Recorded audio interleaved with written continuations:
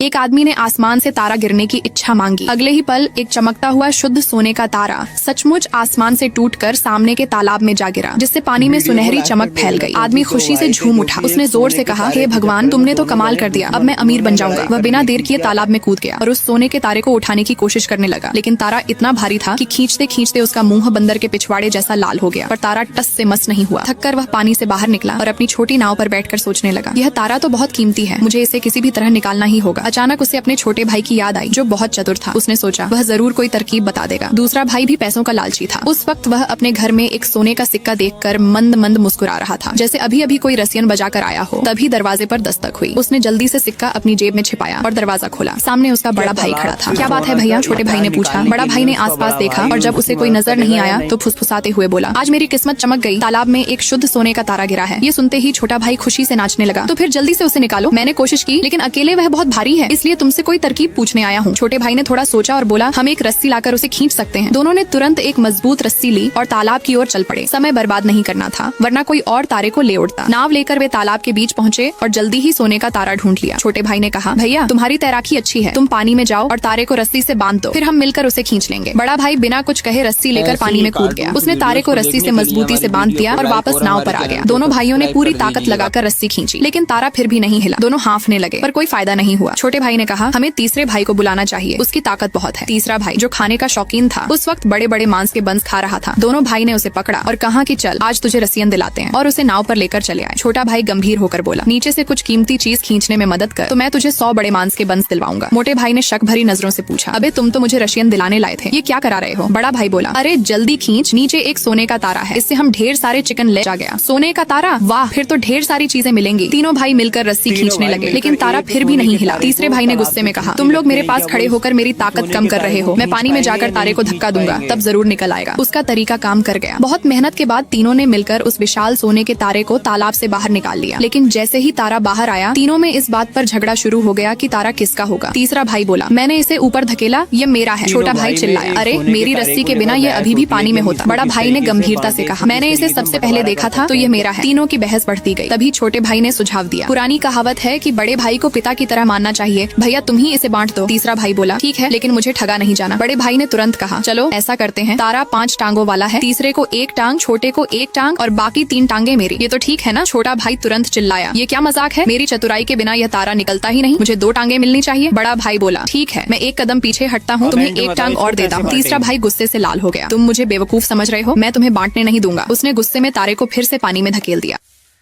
माँ के लिए लाइक सब्सक्राइब जरूर कर देना।